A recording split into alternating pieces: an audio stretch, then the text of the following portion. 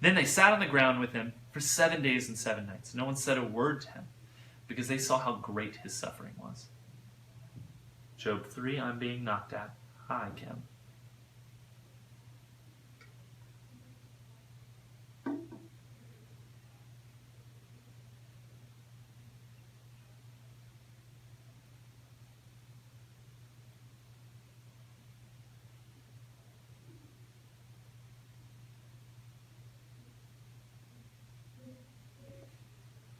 I'm just messing with them. Sorry. I'm such a jerk. Job 3. After this, Job opened his mouth and cursed the day of his birth. He said, "May the day of my birth perish, and the night, as he said, a boy is born. That day may it turn to darkness. May God above not care about it.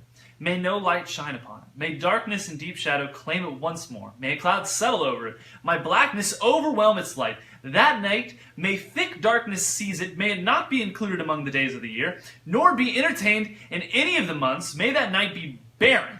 May no shout of joy be heard in it. May those who curse days curse the day. Those who had already to ruse Leviathan, may its morning stars become dark. May it wait for daylight in vain, and may it not see the first rays of dawn, for it did not shut the doors of the womb on me to hide trouble from my eyes. Why did I not perish at birth, and die as I came from the womb? Why were there knees to receive me, and breasts that I might have nursed? For now I would be lying down in peace. I would be asleep and at rest with kings and counselors of the earth, who built for themselves places now lying in ruins, with rulers who had gold, who filled their houses with silver. Or why should I not be hidden in the ground like a stillborn child, like an infant who never saw the light of day? There the wicked cease from turmoil, and there be weary at rest. Captives also enjoy their ease. They no longer hear the slave's driver shout. The small and the great are there, and the slave is freed from his master. Why is light given to those in misery, and life to a bitter of soul? Of those who long for death that does not come, who search for it more than from hidden treasure, who are filled with gladness and rejoice as they teach and grave, why is life given to a man whose way is hidden, from God is hedged in? For sighing comes to me instead of food, my groans pour out like water. What I feared has come upon me, what I dreaded has happened to me. I have no peace, no quietness, I have no rest, only turmoil. Job 4. If someone ventures a word with you, will you be impatient? But who can keep from speaking? This is Eliphaz the Temanite replied. Think how you have instructed many, how you have strengthened feeble hands. Your words have supported those who have stumbled. You have strengthened faltering knees, but now trouble comes to you, and you are discouraged. It strikes you, and you are dismayed. Should your piety of your confidence and your blameless ways your hope?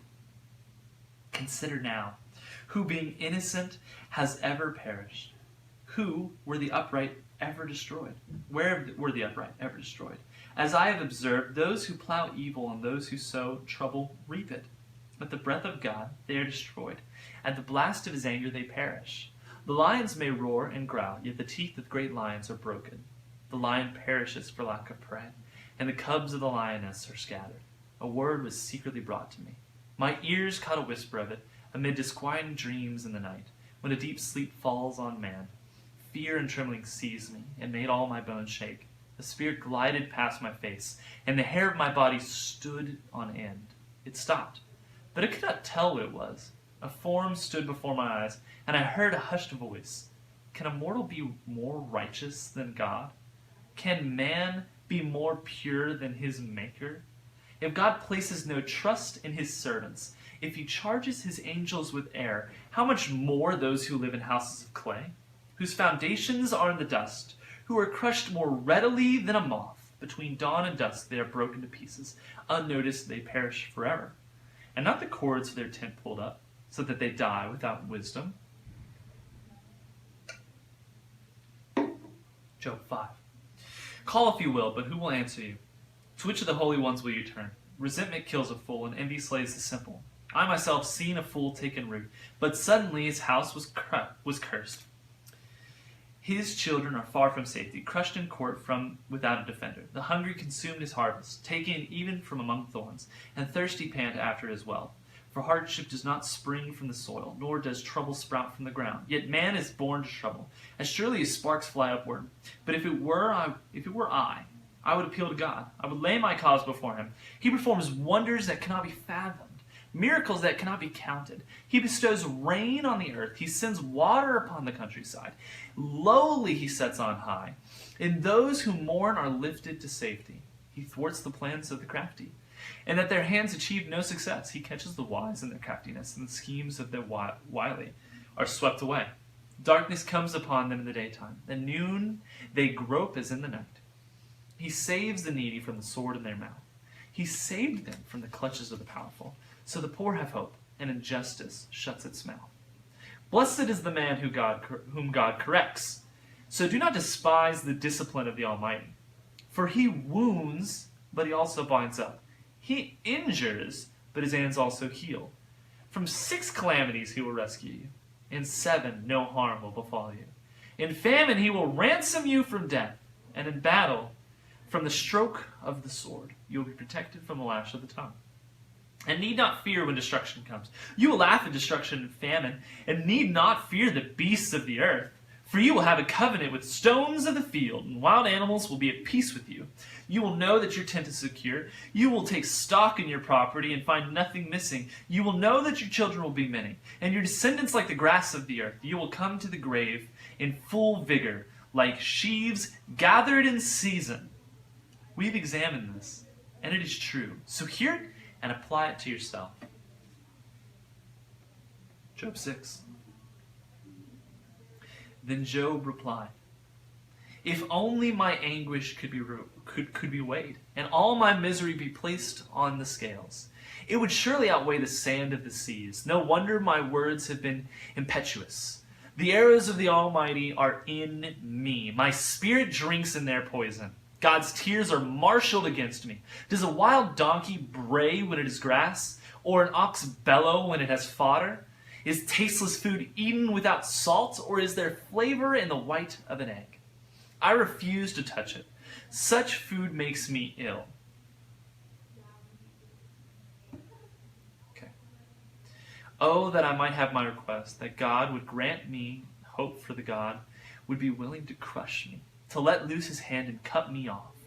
That I would still have his consolation, my joy in unrelenting pain, that I had not denied the words of the Holy One. What strength do I have? That I should still hope? What prospects? That I should be patient? Do I have the strength of stone? Is my flesh bronze? Do I have any power to help myself now that success has been driven from me? A despairing man should have the devotion of his friends, even though he forsakes the fear of the Almighty. But my brothers are as undependable as intermittent streams, as the streams that overflow when darkened by thawing ice and swollen with melting snow, but that cease to flow in the dry season, that the heat vanished from their channels. Caravans turning aside from their routes, they go up to the wasteland and perish. The caravans of Tema look for water, and traveling merchants of Sheba look in hope. They are distressed, because they had been confident they arrived there, only to be disappointed. Now you too have provided, or proved to be, of no help. You see something dreadful and are afraid. Have I ever said, give something on my behalf? Pay a ransom for me from your wealth? Deliver me from the hand of the enemy? Ransom me from the clutches of the ruthless? Teach me, and I'll be quiet. Show me where I have been wrong. How painful are honest words. But what do your arguments prove? Do you mean to correct what I say and treat the words of a despairing man as wind? You would even cast lots of the fatherless and barter away your friend. But now be so kind as to look at me. Would I lie to your face? Relent, do not be unjust. Reconsider, for my integrity is at stake. Is there any wickedness in my lips? Can the mouth not discern malice?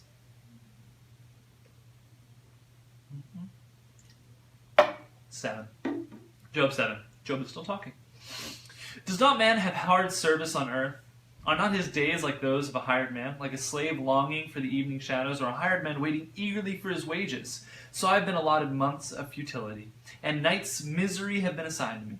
When I lie down, I think, how long before I get up? The night drags on, and I toss till dawn. My body is clothed with worms and scabs. My skin is broken and festering. My days are swifter than the weaver's shuttle, and they come to an end without hope. Remember? O God, that my life is but a breath. My eyes will never see happiness again. The eye that now sees me will see me no longer. You will look for me. I will be no more. As the cloud vanishes and is gone. For he who goes down to the grave does not return. He will never come to this house again. His place will know him no more. Therefore, I will not keep silent. I will speak out in the anguish of my spirit. I will complain in the bitterness of my soul. Am I the sea or the monster of the deep that you put me under guard? When I think my bed will comfort me and my couch will ease my complaint, even then you frighten me with dreams and terrify me with visions, so that I prefer strangling and death rather than this body of mine. I despise my life. I would not live forever. Let me alone. My days have no meaning. What is man, that you make so much of him, that you give him so much attention, that you examine him every morning and test him every moment? Will you never look away from me, or let me alone with this for an instant? If I have sinned, what have I done to you, O watcher of men? Why have you made me your target? Have I become a burden to you? Why do you not pardon my offenses and forgive my sins? For I will soon lie dead in the dust. You will search for me, and I will be no more. Bildad, Job 8. Then Bildad the Shuhite replied, How long will you say such things? Your words are blustering wind. Does God pervert justice? Does the Almighty pervert what is right? When your children sinned against him, he gave them over the penalty of their sin. But if you will look to God and plead with the Almighty, if you are pure and upright, even now he will ruse himself on your behalf and restore you to your rightful place. Your beginnings will seem humble, so prosperous will your future be. Ask the former generations and find out what their fathers learned. For we were born only yesterday and know nothing, and our days on earth are but a shadow. Will they not instruct you and tell you? Will they not bring forth words from their understanding? Can papyrus grow tall where there is no marsh? Can reeds thrive without water, while still growing and uncut? They will wither more quickly than grass. Such is the destiny of all who forget God. So perishes the hope of all the godless. What he trusts in is fragile. What he relies on is a spider's web. He leans on his web, but it gives way. He clings to it, but it does not hold. He is like a well-watered plant in the sunshine. Spreading its shoots over the garden, it entwines the root around the piled rocks and looks for a place among the stones. But when it is torn from its spot, that place disowns it and says, I never saw you. Surely its life withers away, and from the soil other plants grow. Surely God does not reject a blameless man, or strengthen the hands of evildoers. He will yet fulfill your mouth in laughter with joy and shouts of joy. Your enemies will be clothed in shame, and the tents of the wicked will be no more. Job 9. Then Job replied, Indeed, I know that this is true. But now can a mortal be righteous before God? How can a mortal be righteous before God? Though one wished to dispute with him, he could not answer him 1 time out of 1,000. His wisdom is profound. His power is vast.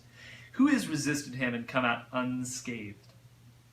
He moves mountains without their knowing it, and overturns them in his anger. He shakes the earth from its place and makes its pillars tremble.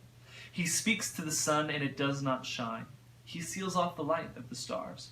He alone stretches out the heavens and treads on the waves of the sea. He is the maker of the Bear and Orion, the Pleiades and the constellations of the south. He performs wonders that cannot be fathomed, miracles that cannot be counted. While he passes me, I cannot see him. When he goes by, I cannot perceive him.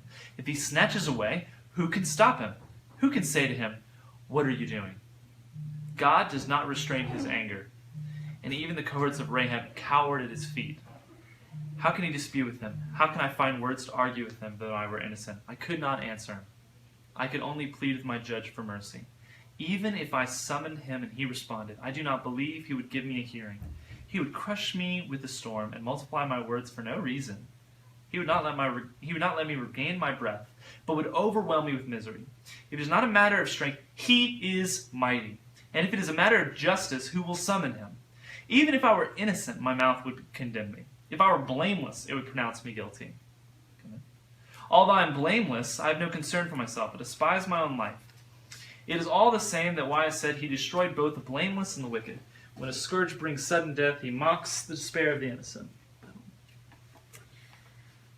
When a land falls into the hands of the wicked, he blindfolds its judges. If it is not he, then who is it? My days are swifter than a runner. They fly away without a glimpse of joy. They skim past like boats of papyrus.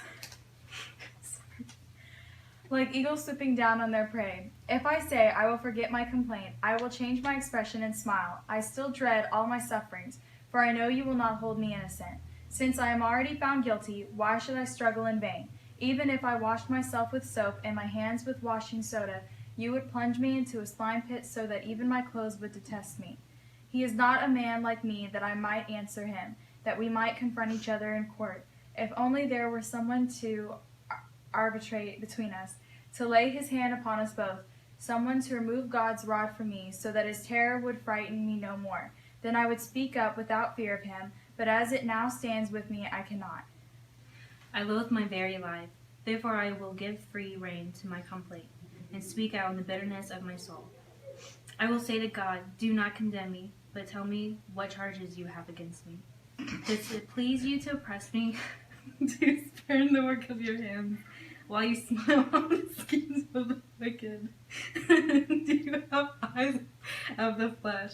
Do you see as a mortal sees? Are your days like those of a mortal, or your years like those of a man? That you must search out my faults and probe after my sin, though you know that I am not guilty and that no one can rescue me from your hand. Your hand shaped me and made me. Will you now turn and destroy me? Remember that you molded me like clay. Will you now turn me to dust again? Did you not pour me out like milk and curdle me like cheese? Clothe me with skin and flesh, and knit together with bones and sinews. You give me life and showed me kindness, and in your providence watched over my spirit. But this is what you concealed in your heart, and I know this was in your mind. If I sinned, you would be watching me and would not let my offense go unpunished. I am guilty, woe to me. Even if I am innocent, I cannot lift my head, for I am full of shame and drowned in by affliction. If I hold my head high, you stalk me like a lion, and again display your awesomeness, your awesome power against me. You bring new witnesses against me and increase your anger towards me. Your forces come against me and wave upon wave. Why then did you bring me out of the womb? I wish I had died before any eye saw me. If only I had never come into being, or had been carried straight from the womb to the grave. Are not my few days almost over? Turn away from me so I can have a moment of joy. Before I go to the place of no return, to the land of gloom and deep shadow, to the land of the deepest night, of deep shadow and disorder, where even the light is like a darkness. Then Zophar the Naamathite replied, Are all these words to go unanswered? Is this talker to be vindicated? Will your idle talk reduce men to silence? Will no one rebuke you when you mock? You say to God, my beliefs are flawless and I am pure in your sight. Oh, how I wish that God would speak, that he would open his lips against you and disclose to you the secrets of wisdom, for true wisdom has two sides. Know this, God has even forgotten some of your sin. Can you fathom the mysteries of God? Can you probe the limits of the Almighty? They are higher than the heavens. What can you do? They are deeper than the depths of the grave. What can you know? Their measure is no longer than the earth and wider than the sea. If he comes along and confines you in prison and convinces a court, who can oppose him? Surely he recognizes deceitful men, and when he sees evil, does he not take note? But a witless man can no more become wise than a wild donkey's colt can be born a man. Yet if you devote your heart to him and stretch out your hands to him, if you put away the sin that is in your hand and allow no evil to dwell in your tent, then you will lift up your face without shame. You will stand firm and without fear. You will surely forget your trouble, recalling it only as waters gone by.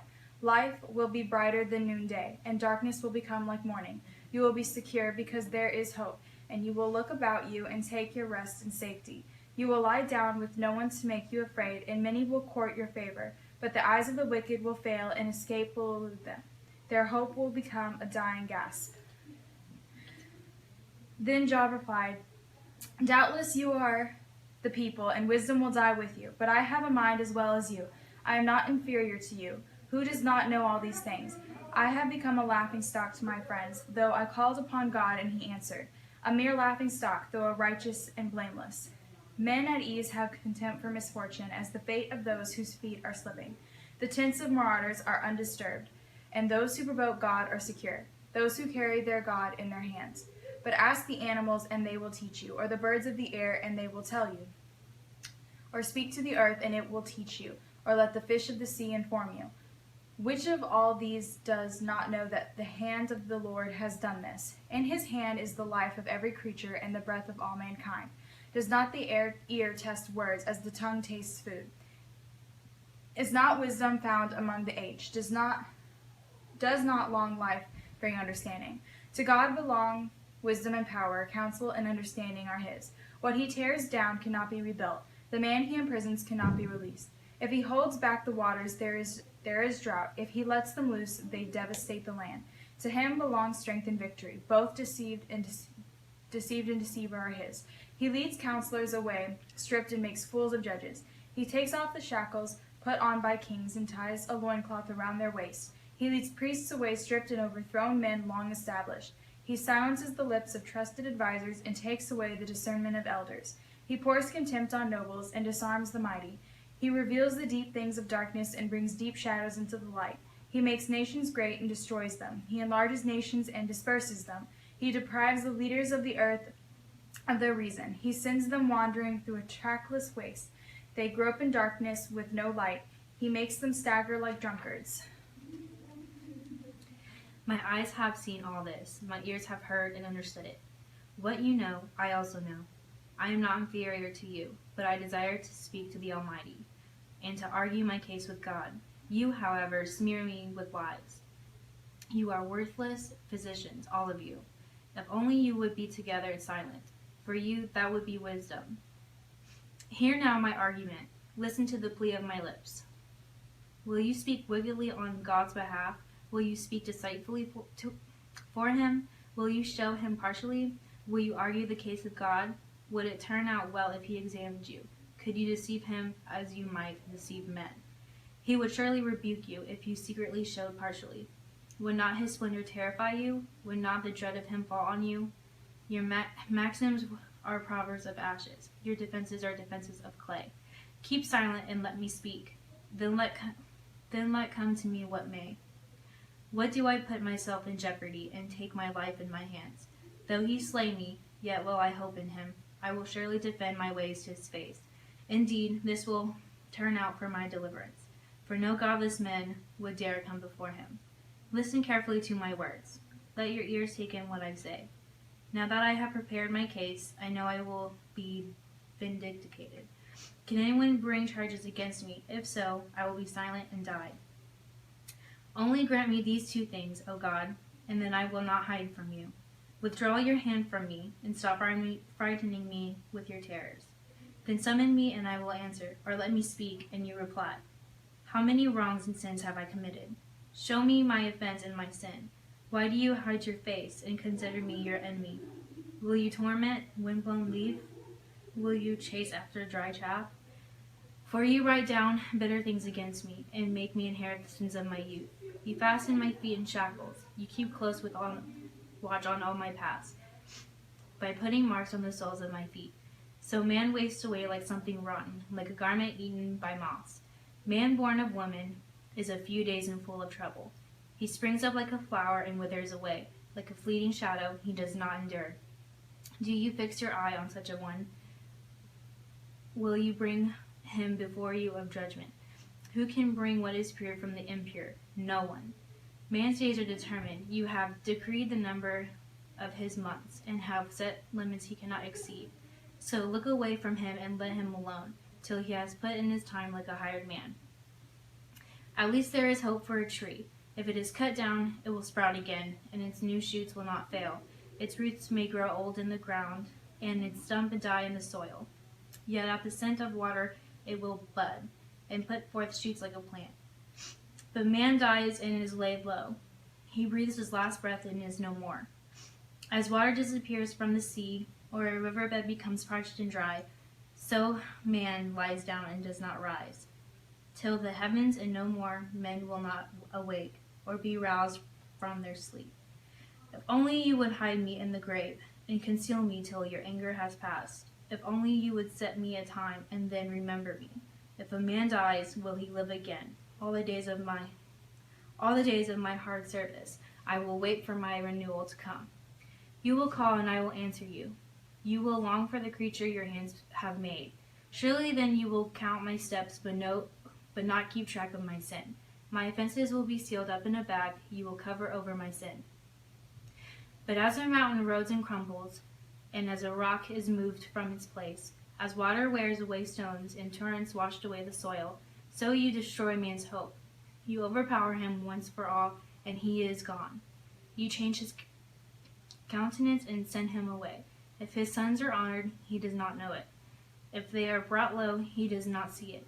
He feels but the pain of his own body and mourns only for himself. Then Eliphaz the Temanite replied, would a wise man answer with empty notions, or fill his belly with the hot east wind? Would he argue with useless words, with speeches that have no value? But you even undermine piety and hinder devotion to God. Your sin prompts your mouth. You adopt the tongue of the crafty. Your own mouth condemns you, not mine. Your own lips testify against you. Are you the first man ever born? Were you brought forth before the hills? Do you listen in on God's counsel? Do you limit wisdom to yourself? What do you know that we do not know?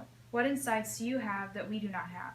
The gray-haired and the aged are on our side, men even older than your father. Are God's consolations not enough for you, words spoken gently to you? Why has your heart carried you away, and why do your eyes flash, so that you vent your rage against God and pour out such words from your mouth? What is man that he could be pure, or one born of woman that he could be righteous? If God places no trust in his holy ones, if even the heavens are not pure in his eyes, how much less man who is vile and corrupt, who drinks up evil like water?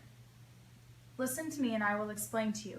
Let me tell you what I have seen, what wise men have declared, hiding nothing received from their fathers, to whom alone the land was given, when no alien passed among them. All his days the wicked man suffers torment, the ruthless through all the years stored up for him. Terrifying sounds fill his ears. When all seems well, marauders attack him. He despairs of escaping the darkness. He is marked for the sword. He wanders about, food for vultures. He knows the day of darkness is at hand. Distress and anguish fill him with terror. They overwhelm him like a king poised to attack.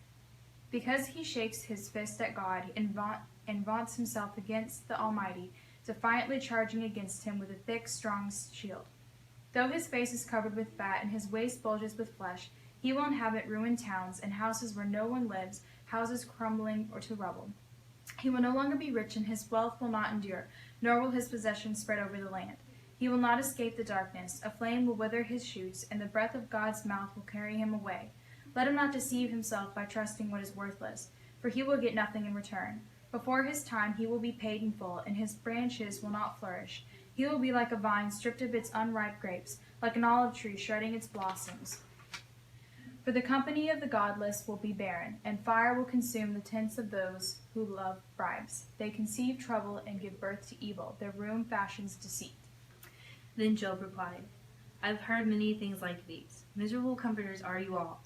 Will your long-winded speeches never end? What ails you that you keep on arguing? I also could speak like you, if you were in my place. I could make fine speeches against you and shake my head at you. But my mouth would encourage you, comfort from my lips would bring you relief.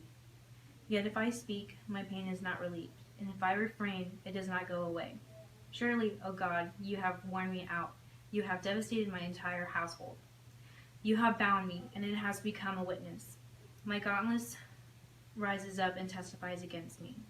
God assails me and tears me in his anger and gnashes his teeth at me. My opponent fastens on me his piercing eyes. Men open their mouth to jeer at me. They strike my cheek in scorn and unite together against me. God has turned me over to evil men and thrown me into the clutches of the wicked. All was well with me, but he shattered me. He seized me by the neck and crushed me. He has made me his target. His archers surrounded me. Without pity, he pierces my kidneys and spills my gall into the ground. Again and again he bursts upon me. He rushes at me like a warrior. I have soaked sackcloth over my skin and buried my brow in the dust. My face is red with weeping. Deep shadows ring my eyes, yet my hands have been free of violence, and my prayer is pure. O earth, do not cover my blood. May not cry never be laid to rest. Even now my witness is in heaven, my advocate is on high. My intercessor is my friend, as my eyes pour out tears to God. On behalf of a man he pleads with God, as a man pleads for his friends. Only a few years will pass before I go on the journey of no return. My spirit is broken, my days are cut short. The grave awaits me, surely mockers surround me. My eyes must dwell on their hostility. Give me, O Lord, the pledge you demand. Who else will put up security for me? You have closed their minds to understanding. Therefore you will not let them triumph. If a man denounces his friends for reward, the eyes of his children will fail. God has made me a byword to everyone, a man in whose face people spit. My eyes have grown dim with grief. My whole frame is but a shadow. Upright men are appalled at this. The innocent are aroused against the ungodly. Nevertheless, the righteous will hold to their ways, and those with clean hands will grow stronger. But come on, all of you, try again. I will not find a wise man among you. My days have passed, my plans are shattered, and so are the desires of my heart. These men turn night into day. In the face of darkness they say, light is near. If the only home I hope for is the grave, if I spread out in my bed in darkness, I say to corruption, you are my father, and to the worm, my mother, my sister. When then is my hope? Who can see any hope for me? Will it go down to the gates of death? Will we descend together into the depths? Then Bildad the Shuhite replied, when will you end these speeches? Be sensible, and then we can talk. Why are we regarded as cattle and considered stupid in your sight? You who tear yourself to pieces in your anger, is the earth to be abandoned for your sake, or must the rocks be moved from their place? The lamp of the wicked is snuffed out, the flame of his fire stops burning. The light in his tent becomes dark, the lamp beside him goes out. The vigor of his step is weakened, his own schemes throw him down. His feet thrust him into a net, and he wanders into its mesh. A trap seizes him by the heel, a snare holds him fast. A noose is hidden for him on the ground, a trap lies in his path. Terror startles him on every side, and dogs his every step. Calamity is hungry for him, disaster is ready for him when he falls. If he eats away parts of his skin, death's firstborn devours his limbs. He is torn from the security of his tent, and marched off to the king of terrors. Fire resides in his tent, burning sulfur is scattered over his dwelling. His roots dry up below, and his branches wither above. The memory of him perishes from the earth. He has no name in the land. He is driven from light into darkness, and is banished from the world. He has no offspring or descendants among his people, no survivor where once he lived. Men of the west are appalled at his fate. Men of the east are seized with horror. Surely such is the dwelling of an evil man. Such is the place of one who knows not God. Then Job replied, how long will you torment me and crush me with words? 10 times now you have reproached me. Shamelessly you attack me. If it is true that I have gone astray, my errors remain, my concern alone. If indeed you would exalt yourselves above me, and use my humiliation against me, then know that God has wronged me, and drawn his net around me. Though I cry, I've been wronged, I get no response. Though I call for help, there is no justice. He has blocked my way so I cannot pass. He has shrouded my paths in darkness. He has stripped me of my honor, and removed the crown from my head. He tears me down on every side till I am gone. He uproots my hope like a tree. His anger burns against me. He counts me among his enemies. His troops advance in force. They build a siege ramp against me and encamp around my tent. He has alienated my brothers from me. My acquaintances are completely estranged from me. My kinsmen have gone away. My friends have forgotten me. My guests and my maidservants count me a stranger. They look upon me as an alien. I summon my servant, but he does not answer, though I beg him with my own mouth. My breath is offensive to my wife. I am loathsome to my own brothers. Even the little boys scorn me. When I appear, they ridicule me. All my intimate friends detest me. Those I love have turned against me. I am nothing but skin and bones. I have escaped with only the skin of my teeth. Have pity on me, my friends, have pity, for the hand of God has struck me. Why do you pursue me as God does? Will you never get enough of my flesh? Oh, that my words were recorded, that they were written on a scroll, that they were inscribed with an iron tool on lead, or engraved in rock forever. I know that my Redeemer lives, and that in the end he will stand upon the earth. And after my skin has been destroyed, yet in my flesh I will see God. I myself will see him with my own eyes, I and not another. How my heart yearns within me. If you say, how we will hound him, since the root of the troubles lies in him. You should fear the sword yourselves, for wrath will bring punishment by the sword, and then you will know that there is judgment. Then Zophar the Nimanthite replied, My troubled thoughts prompt me to answer, because I am greatly disturbed. I hear a rebuke that dishonors me, and my understanding inspires me to reply. Surely you know how it has been from of old, ever since man was placed on the earth, that the mirth of the wicked is brief, the joy of the godless lasts but a moment. Though his pride reaches to the heavens, and his head touches the clouds, he will perish forever like his own dung. Those who have seen him will say, Where is he? Like a dream he flies away, no more to be found, vanished like a vision of the night. The eye that saw him will not see him again. His place will look on him no more. His children must make amends to the poor. His own hands must give back his wealth. The youthful vigor that fills his bones will lie with him in the dust. Though evil is sweet in his mouth, and he hides it under his tongue, though he cannot bear to let it go and keeps it in his mouth, yet his food will turn sour in his stomach. It will become the venom of serpents within him. He will spit out the riches he swallowed. God will make his stomach vomit them up. He will suck the poison of serpents. The fangs of an adder will kill him. He will not enjoy the streams, the river flowing with honey and cream. What he toiled, for he must give back uneaten. He will not enjoy the profit from his trading, for he has oppressed the poor and left them destitute. He has seized houses he did not build. Surely he will have no respite from his craving. He cannot save himself by his treasure. Nothing is left for him to devour. His prosperity will not endure. In the midst of his plenty, distress will overtake him. The full force of misery will come upon him. When he has filled his belly, God will vent his burning anger against him, and rain down his blows upon him. Though he flees from an iron weapon, a bronze-tipped arrow pierces him. He pulls it out of his back, the gleaming point out of his liver. Terrors will come over him. Total darkness lies in the wait for his treasures. A fire unfanned will consume him and devour what's left in his tent. The heavens will expose his guilt. The earth will rise up against him. A flood will carry off his house, rushing the waters on the day of God's wrath. Such is the fate God allots the wicked, the heritage appointed for them by God. Then Job replied, Listen carefully to my words. Let this be the consolation you give me. Bear with me while I speak, and after I have spoken, mock on. Is my complaint directed to man? Why should I not be impatient? Look at me and be astonished. Clap your hand over your mouth. When I think about this, I am terrified. Trembling seizes my body. Why do the wicked live on, growing old and increasing in power?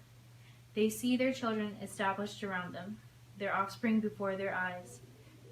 Their homes are safe and free from fear. The rod of God is not upon them. Their bulls never fail to breed. Their cows calve and do not miscarry.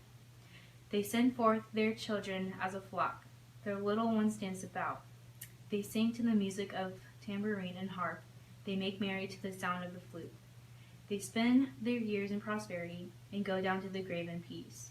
Yet they say to God, Leave us alone. We have no desire to know your ways. Who is the Almighty, that we should serve him? What would we gain by praying to him? By their prosperity it is not their own hands. So I stand aloof from the counsel of the wicked. Yet how often is the lamp of the wicked snuffed out? How often does calamity come upon them, the fate God allots in his anger? How often are they like straw before the wind, like chaff swept away by a gale? It is said, God stores up a man's punishment for his sons. Let him repay the man himself, so that he will know it. Let his own eyes see his destruction. Let him drink of the wrath of the Almighty. For what does he care about the family he leaves behind, when his allotted months come to an end? Can anyone teach knowledge to God, since he judges even the highest? One man dies in full vigor, completely secure and at ease, his body well nourished, his bones rich with marrow. Another man dies in bitterness of soul, never having enjoyed anything good. Side by side they lie in the dust, and worms cover them, both. I know full well what you are thinking, the schemes by which you would wrong me. You say, Where now is the great man's house, the tents where wicked men lived? Have you never questioned those who travel? Have you paid no regard to their accounts? that the evil man is spared from the day of calamity, that he is delivered from the day of wrath? Who denounces his conduct to his fate? Who repays him for what he has done? He is carried to the grave, and watch is kept over his tomb. The soil in the valley is sweet to him. All men will follow after him, and a countless throng goes before him. So how can you console me with your nonsense? Nothing is left of your answers but falsehood. Then Eliphaz the Temanite replied, Can a man be of benefit to God? Can even a wise man benefit him? What pleasure would it give the Almighty if you were righteous? What would he gain if your ways were blameless? Is it for your piety that he rebukes you and brings charges against you? Is not your wickedness great? Are not your sins endless? You demanded security from your brothers for no reason. You stripped men of their clothing, leaving them naked. You gave no water to the weary, and you withered food from the hungry. Though you were a powerful man owning land, an honored man living on it, and you sent widows away empty-handed, and broke the strength of the fatherless. That is why snares are all around you, why sudden peril terrifies you, why it is so dark you cannot see, and why a flood of water covers you. Is not God in the heights of heaven? And see how lofty are the highest stars. Yet you say, What does God know? Does he judge through such darkness? Thick clouds veil him so he does not see us, as he goes about in the vaulted heavens. Will you keep to the old path that evil men have trod? They were carried off before their time, their foundations washed away by a flood. They said to God, Leave us alone. What can the Almighty do to us? Yet it is he who filled their houses with good things. So I stand aloof from the counsel of the wicked. The righteous see their ruin and rejoice. The innocent mock them, saying, Surely our foes are destroyed, and fire devours their wealth. Submit to God and be at peace with him. In this way prosperity will come to you. Accept instruction from his mouth, and lay up his words in your heart. If you return to the Almighty, you will be restored. If you remove wickedness far from your tent, and assign your nugget to the dust, your gold of Ophir to the rocks and the ravens, then the Almighty will be your gold, the choicest silver for you. Surely then you will find delight in the Almighty, and will lift up your face to God. You will pray to him, and he will hear you, and you will fulfill your vows. What you decide on will be done, and light will shine on your ways. When men are brought low and you say, Lift them up, then he will save the downcast. He will deliver even one who is not innocent, who will be delivered through the cleanness of your hands. Then Job replied, Even today my complaint is bitter. His hand is heavy in spite of my groaning. If only I knew where to find him. If only I could go to his dwelling. I would state my case before him and fill my mouth with arguments. I would find out what he would answer me and consider what he would say. Would he oppose me with great power? No, he would not press charges against me. There an upright man could present his case before him, and I would be delivered forever from my judge. But if I go to the east, he is not there. If I go to the west, I do not find him. When he is at work in the north, I do not see him. When he turns to the south, I catch no glimpse of him. But he knows the way that I will take. When he has tested me, I will come forth as gold. My feet have closely followed his steps. I have kept to his way without turning aside. I have not departed from the commands of his lips. I have treasured the words of his mouth more than my daily bread. But he stands alone, and who can oppose him? He does whatever he pleases. He carries out his decree against me, and many such plans he still has in store. That is why I am terrified before him. When I think of all this, I fear him. God has made my heart faint. The Almighty has terrified me. Yet I am not silenced by the darkness, by the thick darkness that covers my face. Why does the Almighty not set times for judgment? Why must those who know him look in vain for such days? Men move boundary stones. They pasture flocks they have stolen. They drive away the orphan's donkey and take the widow's oxen pledge. They thrust the needy from the path and force all the poor of the land into hiding. Like wild donkeys in the desert, the poor go out their labor of foraging food. The wasteland provides food for their children. They gather boulder in the fields and clean in the vineyards of the wicked. Lacking clothes, they spend the night naked. They have nothing to cover themselves in the cold. They are drenched by mountain rains and hug the rocks for lack of shelter. The fatherless child is snatched from the breast. The infant of the poor is seized for a debt. Lacking clothes, they go about naked. They carry the sheaves, but still go hungry. They crush olives among the terraces. They tread the wine presses, yet suffer thirst. The groans of the dying rise from the city, and the souls of the wounded cry out for help. But God charges no one with wrongdoing. There are those who rebel against the light, who do not know its ways or stay in its paths. When daylight is gone, the murderer rises up and kills the poor and needy. In the night he steals forth like a thief. The eye of the adulterer watches for dusk. He thinks, no eye will see me, and he keeps his face concealed. In the dark men break into houses, but by day they shut themselves in. They want nothing to do with the light, for all of them deep darkness is their morning. They make friends with the terrors of darkness. Yet they are foam on the surface of the water.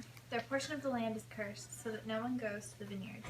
As heat and drought snatch away the melted snow, so the grave snatches away those who have sinned.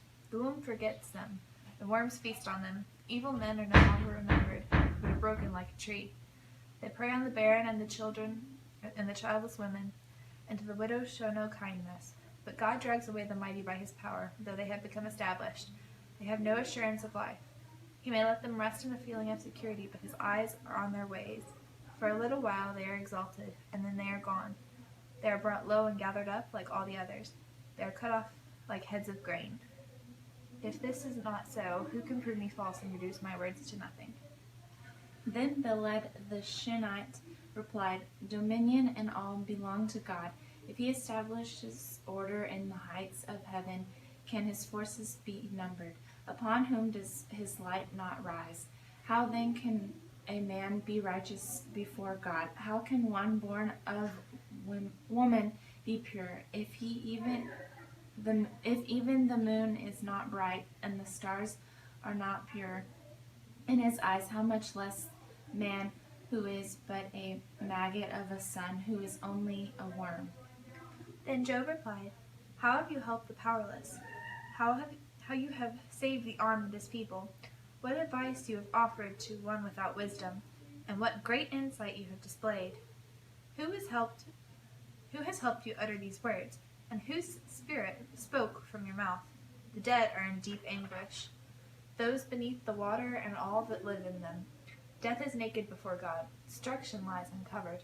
He spreads out the northern skies over empty space. He suspends the earth over nothing. He wraps up the waters in his clouds, yet the clouds do not burst under their weight. He covers the face of the moon, spreading his clouds over it. He marks out the horizon on the face of the waters for a boundary between light and darkness. The pillars of the heavens quake aghast at his rebuke. By his power he churned up the sea. By his wisdom he cut Rahab to pieces. By his breath the skies became fair. His hands pierced the gliding serpent, and these are but the outer fringe of his works. How faint the whisper we hear of him. Who then can understand the thunder of his power? And Job continued to discourse, As surely as God lives, who has denied me justice, the Almighty who has made me taste bitterness of soul, as long as I have life within me, the breath of God in my nostrils, my lips will not speak wickedness, and my tongue will utter no deceit. I will never admit you are in the right till I die. I will not deny my integrity. I will maintain my righteousness and never let go of it. My conscience will not reproach me as long as I live. May my enemies be like the wicked, my adversaries like the unjust, and what hope has the godless when he is cut off? When God takes away his life, does God listen to his cry? When distress comes upon him, will he find delight in the Almighty? Will he call upon God at all times? I will teach you about the power of God, the ways of the Almighty. I will not conceal. You have all seen this yourselves. Why then this meaningless talk? Here is the fate God allots to the wicked, the heritage a ruthless man receives from the Almighty. However many his children, their fate is the sword. His offspring will never have enough to eat. The plague will bury those who survive him, and their widows will weep for them. Though he heaps up silver like dust and clothes like piles of clay, what lays up the righteous will wear, and the innocent will divide his silver. The house he builds is like a moss cocoon, like a hut made by a watchman. He lies down wealthy, but will do so no more. When he opens his eyes, all is gone. Terrors overtake him like a flood. A tempest snatches him away in the night. The east wind carries him off, and he is gone. It sweeps him out of his place. It hurls itself against him without mercy as he flees headlong from its power. It claps its hands in Sharon and hisses him out of his place. There's a mine for silver in a place where gold is refined. Iron is taken from the earth, and copper is smelted from ore. Man puts an end to the darkness. He searches the farthest recesses for ore in the blackest darkness. Far from where people dwell, he cuts a shaft in places forgotten by the foot of man. Far from men, he dangles its ways. Earth, from which food comes, is transformed below us by fire. Sapphires come from its rocks, and its dust contains nuggets of gold. No bird of prey knows that hidden path. No falcon's eye has seen it. Proud beasts do not set foot on it, and no lion prowls there. Man's hands assault the flinty rock and lays bare the roots of the mountains. He tunnels through the rock. His eyes see all its treasures. He searches the sources of the rivers and brings hidden things to light. But where can wisdom be found? Where does understanding dwell? Man does not comprehend its worth. It cannot be found in the land of the living. The deep says, "It is not in me." The sea says, "It is not with me." It cannot be bought with the finest gold, nor can its price be weighed in silver. It cannot be bought with gold of Ophir, with precious onyx or sapphires. Neither gold nor crystal can compare with it, nor can it be had for jewels of gold.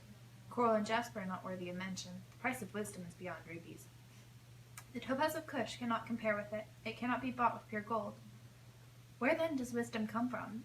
Where does understanding dwell?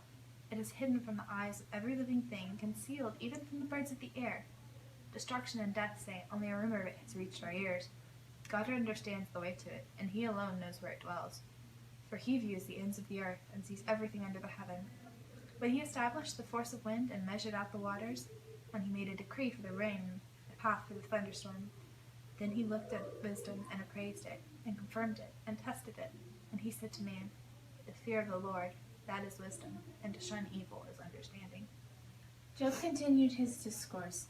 How I long for the months gone by, for the days when God watched over me, when his lamp shone upon my head, and by his light I walked through darkness. Oh, for the days when I was in my prime, when God's intimate friendship blessed my house, when the Almighty was still with me and my children were around me, when my path was drenched with cream and the rock poured out for my streams of olive oil. When I went to the gate of the city and took my seat in the public square, the young men saw me and stepped aside, and the old men rose to their feet. The chief men refrained from speaking and covered their mouths with their hands. The voices of the nobles were hushed, and their tongues stuck to the roof of their mouths. Whoever heard me spoke well of me, and those who saw me commended me, because I rescued the poor who cried for help, and the fatherless who had none to assist him. The man who was dying blessed me. I made the widow's heart sing. I put on righteousness as my clothing. Justice was my robe and my turban. I was eyes to the blind and feet to the lame. I was the father to the needy. I took up the case of the stranger. I broke the fangs of the wicked and snatched the victims from their teeth. I thought, I will die in my own house, my days as numerous as the grains of sand. My roots will reach to the water, and the dew will lie all night on my branches. My glory will remain fresh in me, the bough ever new in my hand. Men listened to me expectantly, waiting in silence for my counsel. After I had spoken, they spoke no more. My words fell gently on their ears. They waited for me as for showers, and drank in my words as the spring ran. When I smiled at them, they scarcely believed it. The light of my face was precious to them. I chose the way for them and sat as their chief. I dwelt as a king among the troops. I was like one who confronts mourners. But now they mock me, men younger than I, whose fathers I would have disdained to put with my sheepdogs. Of what was the strength of their hands to me, since their vigor had gone from them? Haggard from want and hunger, they roamed the parched land and desolate wastelands at night. In the brush they gathered salt herbs, and their food was the root of the broom tree. They were banished from their fellow men, shouted at as if they were thieves. They were forced to live in the dry stream beds, along the rocks, and in holes in the ground. They brayed among the bushes and huddled in the undergrowth, a base and nameless brood. They were driven out of the land. And now their sons mock me in song. I have become a byword among them. They detest me and keep their distance. They do not hesitate to spit in my face. Now that God has unstrung my bow and afflicted me, they throw off restraint in my presence. On my right, the tribe attacks. They lay snares for my feet. They build their siege ramps against me. They break up my road. They succeed in destroying me without anyone helping them.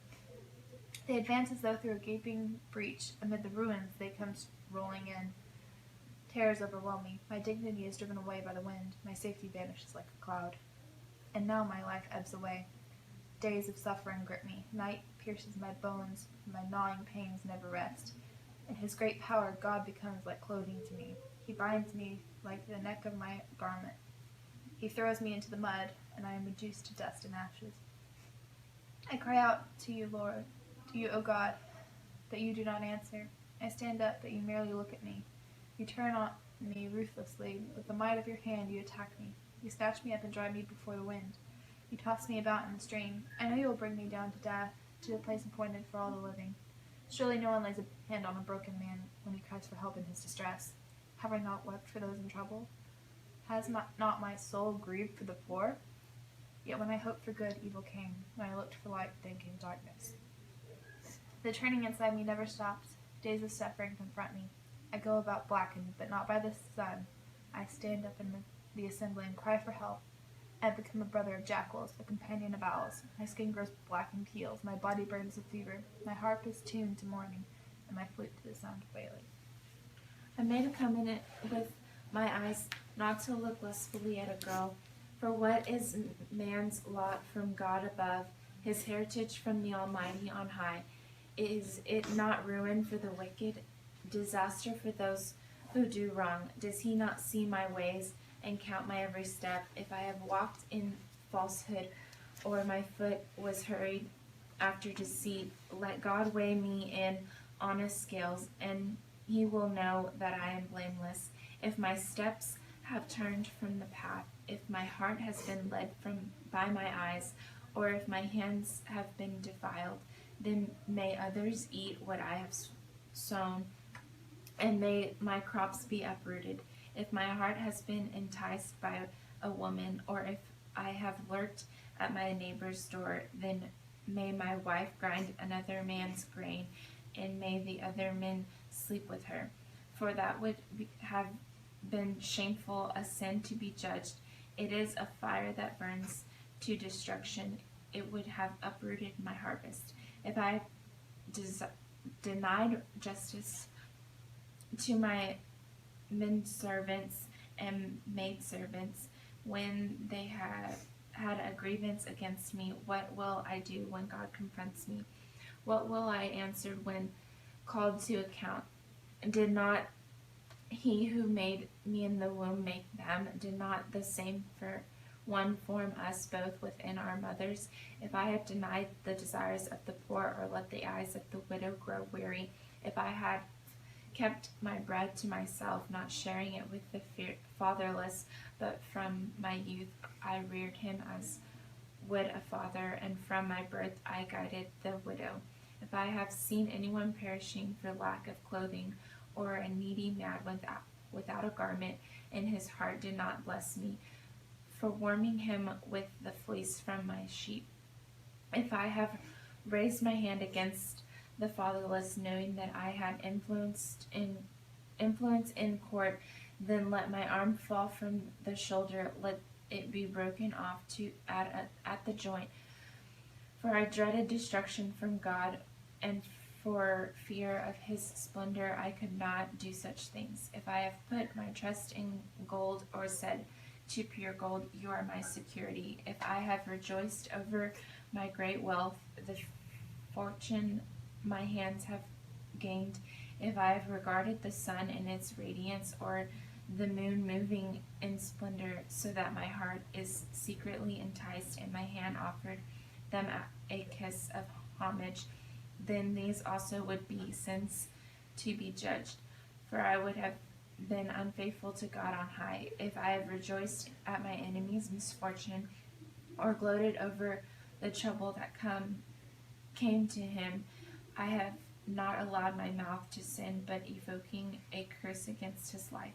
If the men of my household have never said, who has not had his fill of Job's meat? But no stranger had to spend the night in the street, for my door was always open to the traveler. If I have concealed my sin as men do, by hiding my guilt in my heart, because I so feared the crowd and so dreaded the contempt of the clans, that I kept silent and would not go outside. Oh, that I had someone to hear me. I sign now my defense. Let the Almighty answer me. Let my accuser put his indictment in writing. Surely I would wear it on my shoulder. I would put it on like a crown. I would give him an account of my every step. Like a prince I would approach him. If my land cries out against me, and all its furrows are wet with tears, if I have devoured its yield without payment, or broken the spirit of its tenants, then let bearers come up against of wheat and weeds instead of barley.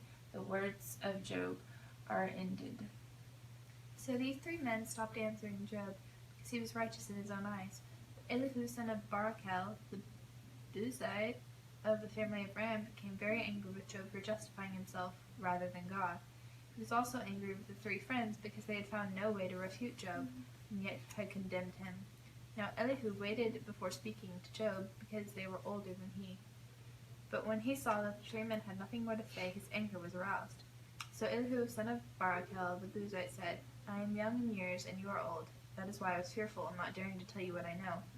I thought, age should speak, advanced years should teach wisdom, but it is the spirit in a man, the breath of the Almighty, that gives him understanding.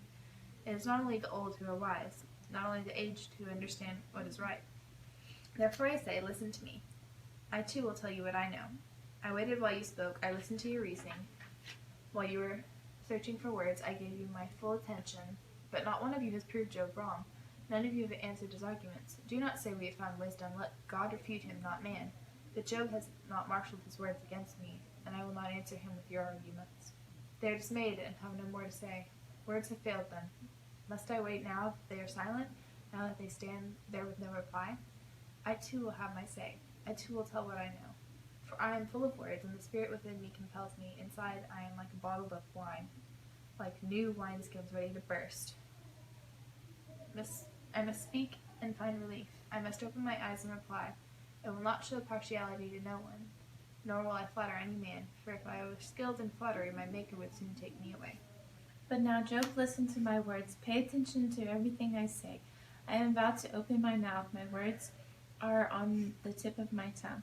My words come from an upright heart, and my lips sincerely speak what I know. The Spirit of God has made me. The breath of the Almighty gives me life. And answer me then, if you can. Prepare yourself and confront me. I am just like you before God. I too have been taken from clay. I fear no fear of me should alarm you, nor should my hand be heavy upon you. But you have said in my hearing, I heard the very words, I am pure and without sin. I am clean and free of guilt. Yet God has found fault with me. He considers me his enemy. He fastens my feet in shackles. He keeps close on all my paths. But I tell you in this, you are not right, for God is greater than man. Why do you compel to him that he answers none of man's words? For God does speak now one way, now another, though man may not perceive it. In a dream, in a vision of the night, when deep sleep falls on men as they slumber in their beds, he may speak in their ears and terrify them with warnings, to turn man from wrongdoings and keep him from pride, to preserve his soul from pit, his life from perishing by the sword. Or a man may be chastened on a bed of pain with constant distress in his bones, so that his very being finds food repulsive and his soul loathes the choicest meal. His flesh wastes away to nothing, and his bones, once hidden, now stick out. His soul draws near to the pit, and his life to the messengers of death. Yet if there is an angel on his side as a mediator, one out of 1,000 to tell a man what is right for him, to be gracious to him and say, spare him from going down to the pit, I have found a ransom for him. Then his flesh is renewed like a child's. It is restored as in the days of his youth. He prays to God and finds favor with him. He sees God's face and shouts for joy. He is restored by God to his righteous state. Then he comes to man and says, I sinned and perverted what was right and did not get what I deserved. He redeemed my soul from going down to the pit, and I will live to enjoy the life. God does all these things to a man twice, even 3 times, to turn back his soul from the pit, that the light of life may shine on him. Pay attention, Job, and listen to me. Be silent, and I will speak. If you have anything to say, answer me. Speak up, for I want you to be clear. But if not, then listen to me. Be silent, and I will teach you wisdom. Then Elihu said, Hear my words, you wise men. Listen to me, you men of learning. For the ears test words as the tongue tastes food. Let us discern for ourselves what is right. Let us learn together what is good. Job says, I am innocent, but God denies me justice. Although I am right, I am considered a liar. Although I am guiltless, his arrow inflicts an incurable wound. What man is like Job, who drinks scorn like water? He keeps company with evildoers, he associates with wicked men. For he says, it profits a man nothing when he tries to please God.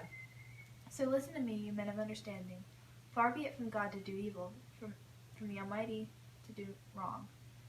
He repays a man for what he has done. He brings upon him what his conduct deserves. It is unthinkable that God would do wrong. The Almighty would pervert justice. Who appointed him over the earth? Who put him in charge of the whole world?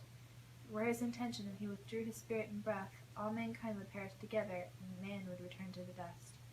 If you have understanding, hear this. Listen to what I say. Can he who hates justice govern? Will you condemn the just and mighty one? Is he not the one who says to kings, you are worthless, and to nobles, you are wicked, who shows no partiality to princes and does not favor the rich over the poor, for they are all the work of his hands? They die in an instant, in the middle of the night. The people are shaken and they pass away. The mighty are removed without human hand. His eyes are on the ways of men. He sees their every step. There is no dark place, no deep shadow where evildoers can hide. God has no need to examine men further, that they should come before him for judgment. Without inquiry, he shatters the mighty and sets up others in their place. Because he takes note of their deeds, he overthrows them in the night, and they are crushed.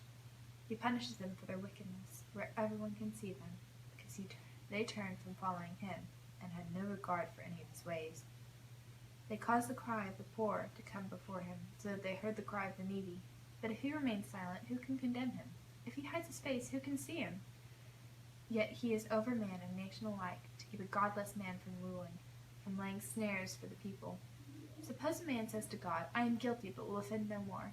Teach me what I cannot see. If I have done wrong, I will not do so again. Should God then reward you on your terms, when you refuse to repent? You must decide, not I, so tell me what you know. Men of understanding declare, wise men who hear me say to me, Job speaks without knowledge, his words lack insight. Oh, that Job might be tested to the utmost for answering like a wicked man. To his sin he adds rebellion. Scornfully he claps his eyes among us, and multiplies his words against God. Then Ehud said, Do you think this is just? You say, I will be cleared by God, yet you ask him what profit is it to me, and what do I gain by not sinning? I would like to reply to you and to your friends with you. Look up at the heavens and see. Gaze at the clouds so high above you. If you sin, how does that affect him? If your sins are many, what does that do to him? If you are righteous, what do you give to him, or what does he receive from your hand? Your wickedness affects only a man like yourself, and your righteousness only the sons of men. Men cry out under a load of oppression. They plead for relief from the arm of the powerful, but no one says, "Where is God my Maker, who gives songs in the night, who teaches more to us than to the beasts of the earth, and makes us wiser than the birds of the air?" He does not answer when men cry out because of the arrogance of the wicked. Indeed, God does not listen to their empty plea. The Almighty pays no attention to it. How much less, then, will he listen when you say that you do not see him? That is your case is before him, and you must wait for him. And further, that his anger never punishes, and he does not take the least notice of wickedness. So Job opened his mouth with empty talk. Without knowledge, he multiplies words. Elihu continued, "Bear with me a little longer, and I will show you that there is no more to be said in God's behalf. I get my knowledge from afar. I will ascribe justice to my Maker. Be assured that my words are not false. One perfect in knowledge is with you. God is mighty, but does not despise men. He is mighty and firm in his purpose. He does not keep the wicked alive, but gives the afflicted their rights. He does not take his eyes off the righteous. He enthrones them with kings and exalts them forever. But if men are bound in chains, held fast by cords of affliction, he tells them what they have done, that they have sinned arrogantly. He makes them listen to correction and commands them to repent of their evil. If they obey and serve him, they will spend the rest of their days in prosperity, and their years in contentment. But if they do not listen, they will perish by the sword and die without knowledge. The godless in heart harbor resentment. Even when he fetters them, they do not cry for help. They die in their youth among male prostitutes of the shrines, but those who suffer he delivers in their suffering. He speaks to them in their affliction. He is wooing you from the jaws of distress to a spacious place free from restriction, to the comfort of your table laden with choice foods. But now you are laden with the judgment due with the wicked. Judgment and justice have taken hold of you. Be careful that no one entices you by riches. Do not let a large bribe turn you aside. Would your wealth or even your mighty efforts sustain you, you would not be in distress. Do not long for the night, to drag people away from their homes. Beware of turning to evil which you seem to prefer to affliction. God is exalted in his power. Who is a teacher like him? Who has prescribed his ways for him, or said to him, "You have done wrong"? Remember to extol his work, which men have praised in song. All mankind has seen it. Men gaze on it from afar. How great is God, beyond our understanding. The number of his years is past finding out. He draws up the drops of water which distill as rain to the streams. The clouds pour down their moisture, and abundant showers fall on mankind. Who can understand how he spreads out the clouds? How he thunders from his pavilion? See how he scatters his lightning about him, bathing in the depths of the sea. This is the way he governs the nations and provides food in abundance. He fills his hands with lightning and commands it to strike its mark. His thunder announces the coming storm. Even the cattle make known its approach. At this my heart pounds and leaps from its place. Listen, listen to the roar of his voice, to the rumbling that comes from his mouth. He unleashes his lightning breath the whole heaven and sends it to the ends of the earth. After that comes the sound of his roar. He thunders with his majestic voice. When his voice resounds, he holds nothing back. God's voice thunders in marvelous ways. He does great things beyond our understanding. He says to the snow, "Fall on the earth," and to the rain shower, "Be a mighty downpour," so that all men he has made may know his work. He stops every man from his labor. The animals take cover. They remain in their dens. The tempests come out from its chamber, the cold from the driving winds. The breath of God produces ice. The broad waters become frozen. He loads the clouds with moisture. He scatters the lightning through them. At the direction they swirl around over the face of the whole earth to do whatever he commands them. He brings the clouds to punish men or to water his earth and show his love. Listen to this, Job. Stop and consider God's wonders. Do you know how God controls the clouds and makes his lightning flash? Do you know how the clouds hang poised, though those wonders of him who is perfect in knowledge, you who swelter in your clothes when the land lies hushed under the south wind, you can join him in spreading out the skies, hard as a mirror of cast bronze. Tell us what we should say to him. We cannot draw up our case because of our darkness. Should he be told that I want to speak, would any man ask to be swallowed up? Now no one can look at the sun, bright as it is in the skies. After the wind has swept them clean out of the north, he comes in golden splendor. God comes in awesome majesty. The Almighty is beyond our reach and exalted in power. In his justice and great righteousness, he does not oppress. Therefore, men revere him, for does he not have regard for all the wise in heart? Then the Lord answered Job out of the storm. He said, Who is this that darkens my counsel with words without knowledge? Brace yourself like a man. I will question you, and you shall answer me. Where were you when I laid the earth's foundation? Tell me if you understand. Who marked off its dimensions? Surely you know. Who stretched out a measuring line across it? On what were its footings set? Or who laid its cornerstone? While the morning stars sang together and all the angels shouted for joy? Who shut up the sea behind doors when it burst forth from the womb, when I made the clouds its garment and wrapped it in the thick darkness, when I fixed limits for it and set its doors and bars in place, when I said, This far you may come and no farther. Here is where you proud waves halt. Have you ever given orders to the morning, or shown the dawn its place, that it might take the earth by its edges and shake the wicked out of it? The earth takes shape like clay under a seal. Its features stand out to those of a garment. The wicked are denied their light, and their upraised arm is broken. Have you journeyed to the springs of the sea, or walked in the recesses of the deep? Have the gates of death been shown to you? Have you seen the gates of the shadow of death? Have you comprehended the vast expanses of the earth? Tell me if you know all this. What is the way to the abode of light, and where does the darkness reside? Can you take them to their places? Do you know the paths to their dwellings? Surely you know, for you were already born. You have lived so many lives. Have you entered the storehouses of the snow, or seen the storehouses of the hail, for which are reserved for times of trouble, for days of war and battle? What is the way to the place where the lightning is dispersed, or the place where the east winds are scattered over the earth? Who cuts a channel for the torrents of rain, and a path for the thunderstorms, to water a land where no man lives, a desert with no one in it, to satisfy a desolate wasteland and make it sprout with grass? Does the rain have a father? Who fathers the drops of dew? From whose womb comes the ice? Who gives birth to the frost from the heavens, when the waters become the hard as stone, when the surface of the deep is frozen? Can you bind those beautiful Pleiades? Can you loose the cords of Orion? Can you bring forth the constellations in their seasons, or lead out the bear with its cubs? Do you know the laws of the heavens? Can you set up God's dominion over the earth?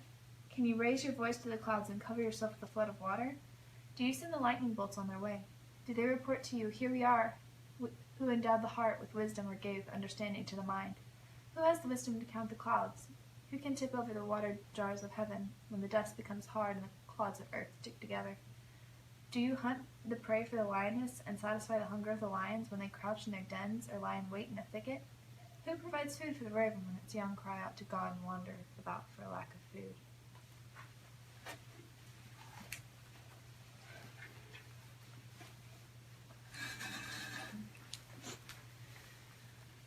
Do you know when the mountain goats give birth? Do you watch when the doe bears her fawn? Do you count the months till they bear? Do you know the time they give birth? They crouch down and bring forth their young. Their labor pains are ended. Their young thrive and grow strong in the wilds. They leave and do not return. Who let the wild donkey go free? Who untied his ropes? I gave him the wasteland as his home, the salt flats as his habitat. He laughs at the commotion in the town. He does not hear a driver shout. He ranges the hills for his pasture and searches for any green thing. Will the wild ox consent to serve you? Will he stay by your manger at night? Can you hold him to the furrow with a harness? Will he till the valleys behind you? Will you rely on him for his great strength? Will you leave your heavy work to him? Can you trust him to bring in your grain and gather it to your threshing floor? The wings of the ostrich flap joyfully, but they cannot compare with the pinions and feathers of the stork. She lays her eggs on the ground and lets them warm in the sand, unmindful that a foot may crush them, that some wild animal may trample them. She treats her young harshly, as if they were not hers. She cares not that her labor was in vain, for God did not endow her with wisdom or give her a share of good sense. Yet when she spreads her feathers to run, she laughs at horse and rider. Do you give the horse his strength, or clothe his neck with a flowing mane? Do you make him leap like a locust, striking terror with his proud snorting? He paws fiercely, rejoicing in his strength, and charges into the fray. He laughs at fear, afraid of nothing. He does not shy away from the sword. The quiver rattles against his side, along with the flashing spear and lance. In frenzied excitement, he eats up the ground. He cannot stand still when the trumpet sounds. At the blast of the trumpet, he snorts, "Aha!" He catches the scent of battle from afar, the shout of commanders and the battle cry. Does the hawk take flight by your wisdom and spread his wings toward the south? Does the eagle soar at your command and build his nest on high? He dwells on a cliff and stays there at night. A rocky crag is his stronghold. From there he seeks out his food. His eyes detect it from afar. His young ones feast on blood, and where the slain are, there is he. Job 40. The Lord said to Job, "Will the one who contends with the Almighty correct him? Let him who accuses God answer him." Then Job answered the Lord, I am unworthy. How can I repay you? Put my hand over my mouth. I spoke once, but I have no answer. Twice, but I will say no more. Then the Lord spoke to Job out of the storm. Brace yourself, little man, or brace yourself like a man. I will question you, and you shall answer me. Would you discredit my justice? Would you condemn me to justify yourself? Do you have an arm like God's, and can your voice thunder like his? Then adorn yourself with glory and splendor, and clothe yourself in honor and majesty. Unleash your fury. Unleash the fury of your wrath. Look at every proud man and bring him low. Look at every proud man and humble him. Crush the wicked where they stand. Bury them in the dust together. Shroud their faces in the grave. Then I myself will admit to you that your own right hand can save you. Look at the Behemoth, which I made along with you, and which feeds the grass like an ox. What strength he has in his lions, what power in the muscles of his belly. His tail sways like a cedar, and sinews of his thighs are close knit.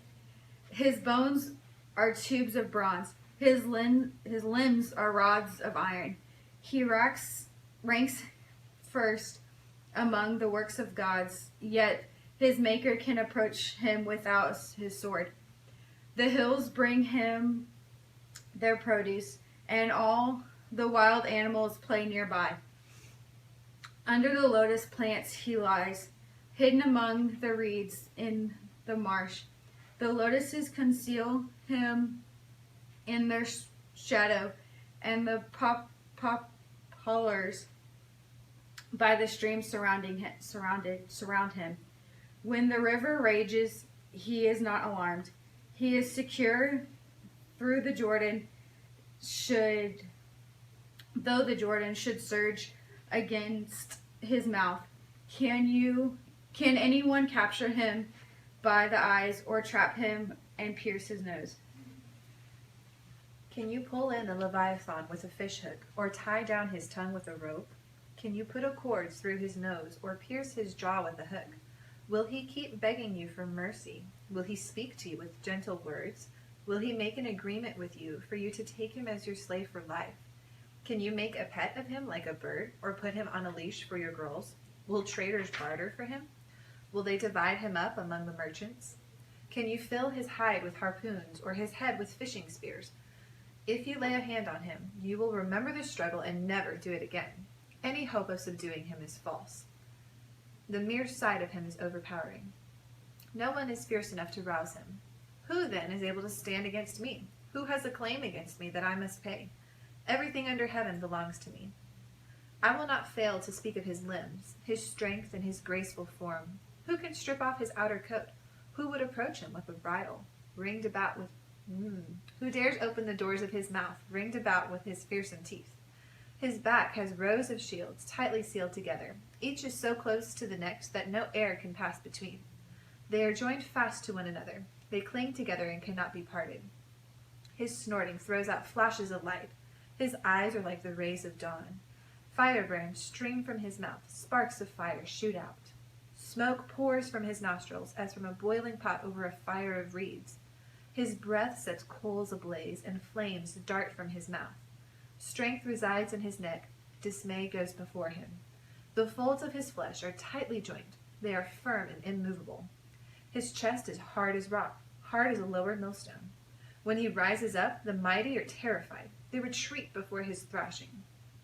The sword that reaches him has no effect, nor does the spear or the dart or the javelin. Iron he treats like straw, and bronze like rotten wood.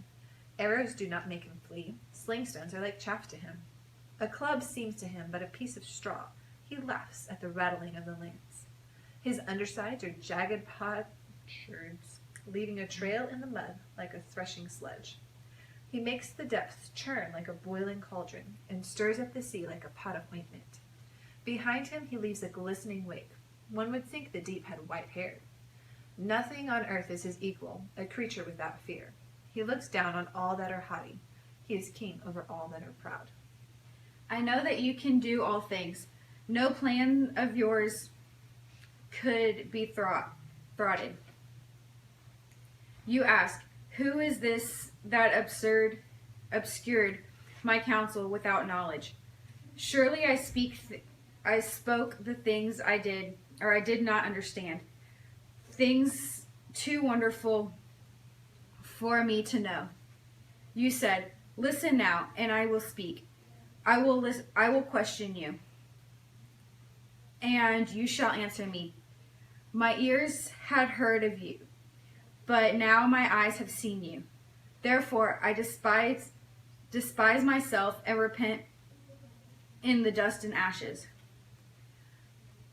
After the Lord had said these things to Job, he said to Eliphaz and Temanite, I am angry with you and your friends, and your two friends, because you have not spoken of me what is right, as my servant Job has. So now take 7 bulls and 7 rams, and go to my servant Job, and sacrifice a burnt offering for yourself.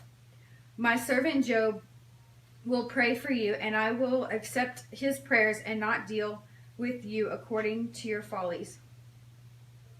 You have not spoken of me what is right, as my servant Job has. And Eliphaz and Temanite, Bildad and Shuphite, and Zehor and Namathite did what the Lord told them, and the Lord accepted Job's prayer. After Job had prayed for his friends, the Lord made him prosperous again and gave him twice as much as he had before. All his brothers and sisters and everyone who had known him before came and ate with him in his house. They comforted and consoled him over all the trouble the Lord had brought upon him, and each one gave him a piece of silver and a gold ring. The Lord blessed the latter parts of Job's life more than the first. He had 14,000 sheep, 6,000 camels, 1,000 yoke of oxen, and 1,000 donkeys. And he also had 7 sons and 3 daughters. The first daughter he named Gemini. Oh, that does say Jemima. The second, Keziah. And the third, Karen Hapuch.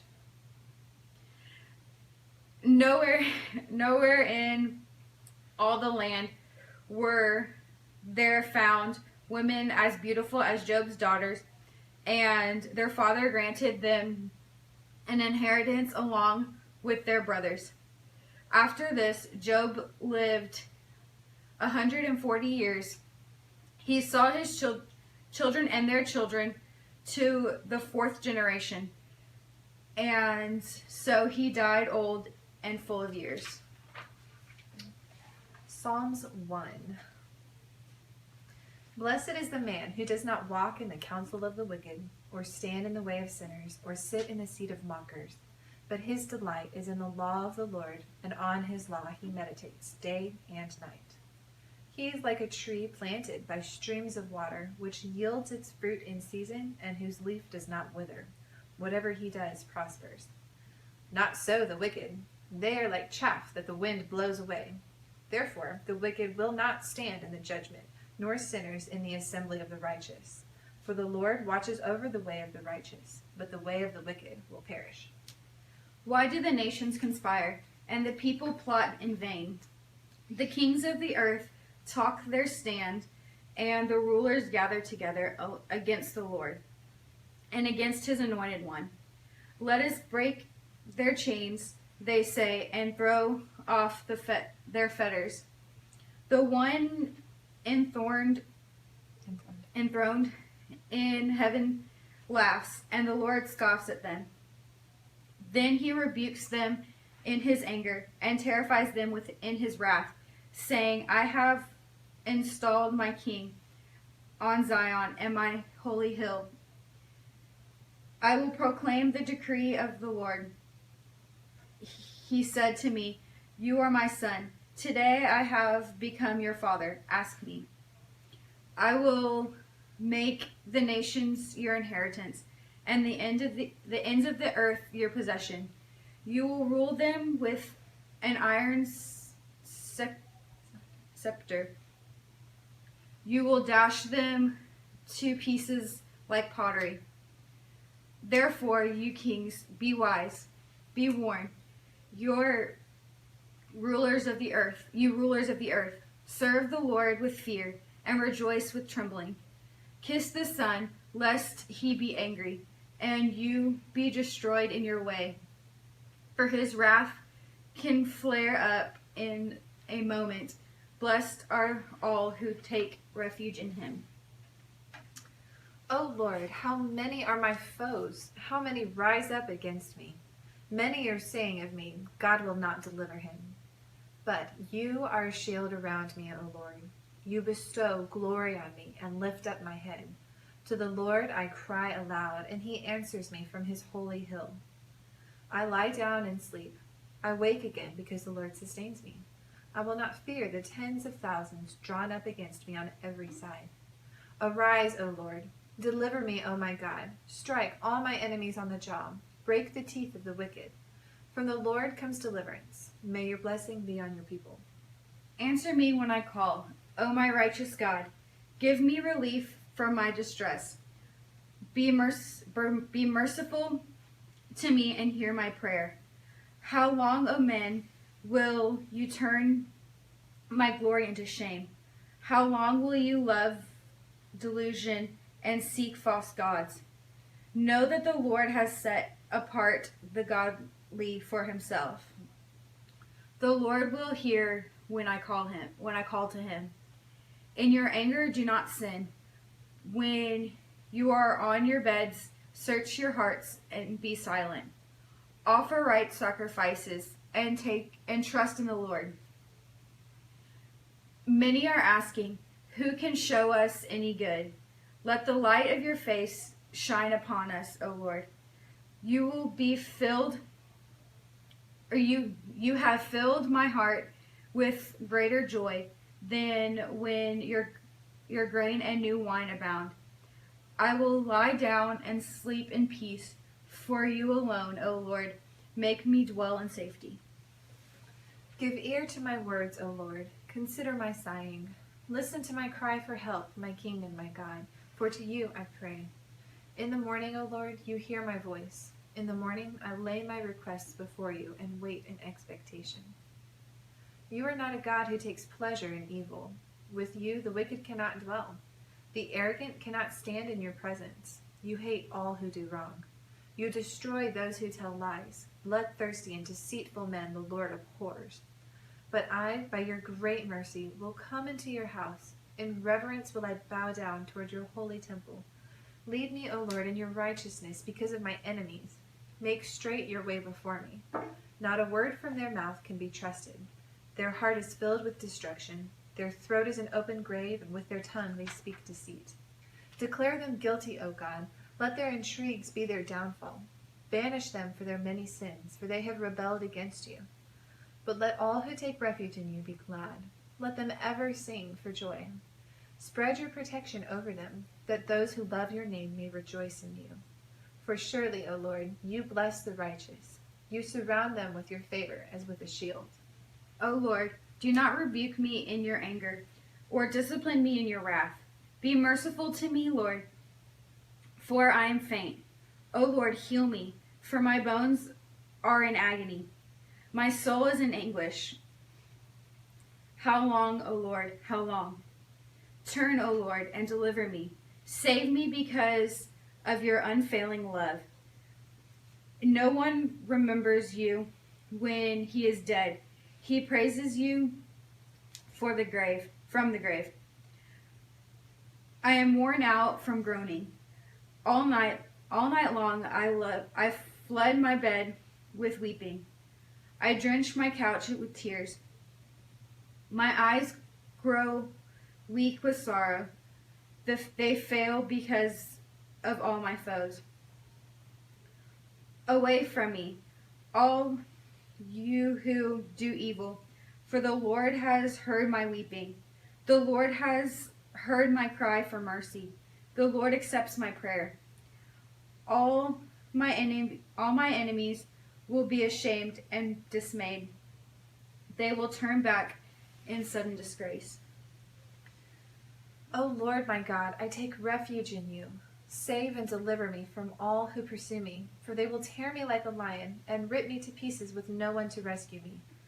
O Lord my God, if I have done this and there is guilt on my hands, if I have done evil to him who is at peace with me, or without cause have robbed my foe, then let my enemy pursue and overtake me. Let him trample my life to the ground and make me sleep in the dust. Selah. Arise, O Lord, in your anger. Rise up against the rage of my enemies. Awake, my God. Decree justice. Let the assembled peoples gather around you. Rule over them from on high. Let the Lord judge the peoples. Judge me, O Lord, according to my righteousness, according to my integrity, O Most High. O righteous God, who searches minds and hearts, bring to an end the violence of the wicked and make the righteous secure. My shield is God Most High, who saves the upright in heart. God is a righteous judge, a God who expresses his wrath every day. If he does not relent, he will sharpen the sword. He will bend and string his bow. He has prepared his deadly weapons, and he makes ready his flaming arrows. He who is pregnant with evil and conceives trouble gives birth to disillusionment. He who digs a hole and scoops it out falls into the pit he has made. The trouble he causes recoils on himself. His violence comes down on his own head. I will give thanks to the Lord because of his righteousness, and will sing praise to the name of the Lord Most High. O Lord, our Lord, how majestic is your name in all the earth. You have set your glory above the heavens. From the lips of children and infants, you have ordained praise because of your enemies, to silence the foe and the avenger. When I consider your heavens, the work of your fingers, the moon and stars, which you have set in place. What is man that you are you mindful of him? The Son of Man that you care for him. You made him a little lower than the heavenly beings and crowned him with glory and honor. You made him ruler over the works of your hands. You put everything under his feet, all the flocks and herds, and the beasts of the field, the birds of the air and the fish of the sea. All swim in the paths of the seas. O Lord, our Lord, how majestic is your name in all of the earth. I will praise you, O Lord, with all my heart. I will tell of all your wonders. I will be glad and rejoice in you. I will sing praise to your name, O Most High. My enemies turn back. They stumble and perish before you, for you have upheld my right and my cause. You have sat on your throne, judging righteously. You have rebuked the nations and destroyed the wicked. You have blotted out their name forever and ever. Endless ruin has overtaken the enemy. You have uprooted their cities. Even the memory of them has perished. The Lord reigns forever. He has established his throne for judgment. He will judge the world in righteousness. He will govern the peoples with justice. The Lord is a refuge for the oppressed, a stronghold in times of trouble. Those who know your name will trust in you, for you, Lord, have never forsaken those who seek you. Sing praises to the Lord, enthroned in Zion. Proclaim among the nations what he has done. For he who avenges blood remembers. He does not ignore the cry of the afflicted. O Lord, see how my enemies persecute me. Have mercy and lift me up from the gates of death, that I may declare your praises in the gates of the daughter of Zion, and there rejoice in your salvation. The nations have fallen into the pit they have dug. Their feet are caught in the net they have hidden. The Lord is known by his justice. The wicked are ensnared by the work of their hands. The wicked return to the grave, all the nations that forget God. But the needy will not always be forgotten, nor the hope of the afflicted ever perish. Arise, O Lord, let not man triumph. Let the nations be judged in your presence. Strike them with terror, O Lord. Let the nations know they are but men.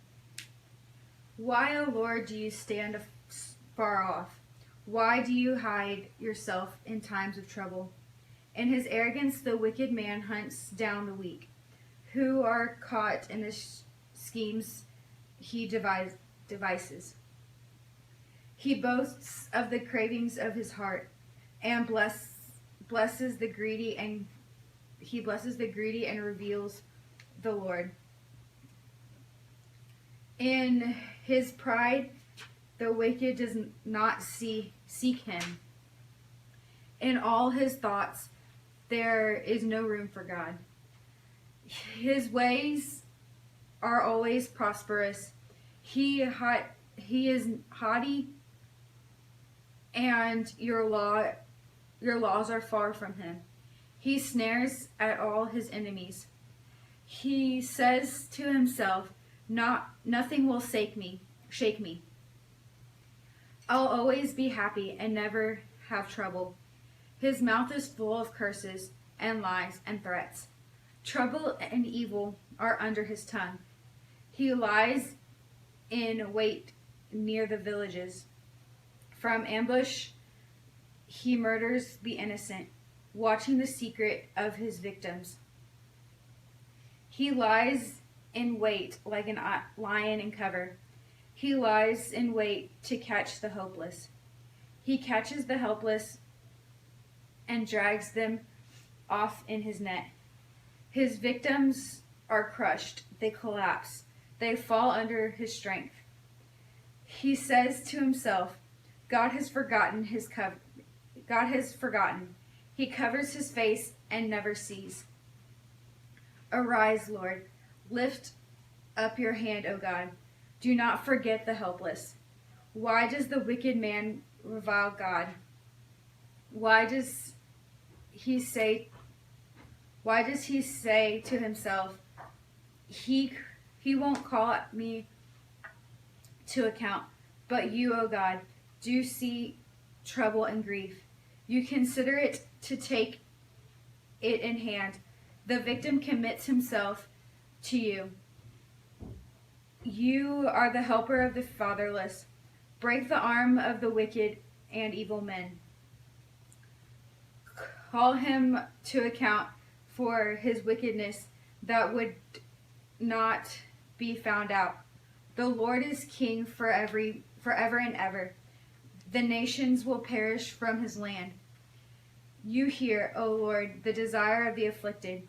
You encourage them and you listen to their cry, defending the fatherless and the oppressed, in order that man who is of the earth may terrify no more. In the Lord I take refuge. How then can you say to me, flee like a bird to your mountain? For look, the wicked bend their bows. They set their arrows against the strings to shoot from the shadows at the upright in heart. When the foundations are being destroyed, what can the righteous do? The Lord is in his holy temple. The Lord is on his heavenly throne.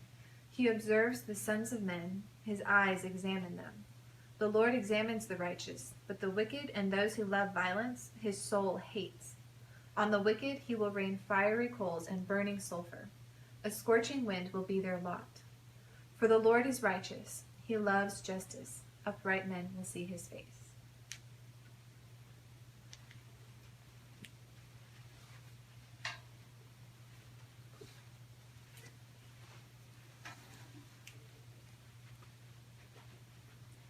Help, Lord, for the godly are no more.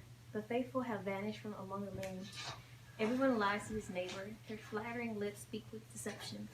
May the Lord cut off all flattering lips and every boastful tongue that says, we will triumph with our tongues. We own our lips. Who is our master? Because of the oppression of the weak and the groaning of the needy, I will not arise, says the Lord. I will protect them from those who malign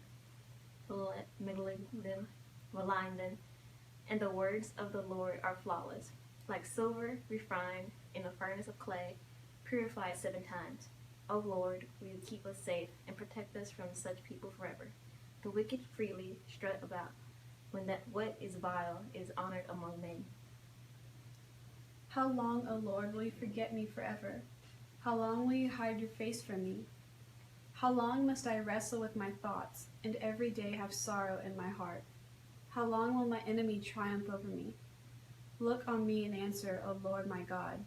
Give light to my eyes, or I will sleep in death. My enemy will say, I have overcome him, and my foes will rejoice when I fall. But I trust in your unfailing love. My heart rejoices in your salvation. I will sing to the Lord, for he has been good to me. The fool says in his heart, there is no God. They are corrupt. Their deeds are vile. There is no one who does good. The Lord looks down from heaven on the sons of men to see if there are any who understand, any who see God. All have turned aside. They have together become corrupt. There is no one who does good, not even one. Will evildoers never learn? Those who devour my people as men eat bread, and who do not call on the Lord. There they are, overwhelmed with dread, for God is present in the company of the righteous. You evildoers frustrate the plans of the poor, but the Lord is their refuge. Oh, that salvation for Israel would come out of Zion. When the Lord restores the fortunes of his people, let Jacob rejoice and Israel be glad.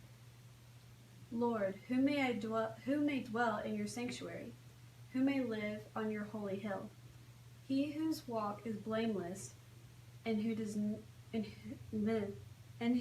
what is righteous, who speaks the truth from his heart, and has no slander on his tongue, who does his neighbor no wrong, and casts no slur on his fellowman, who despises a vile man, but honors those who fear the Lord, who keeps his oath, even when it hurts, who lends his money without usury, and does not accept a bribe against the innocent.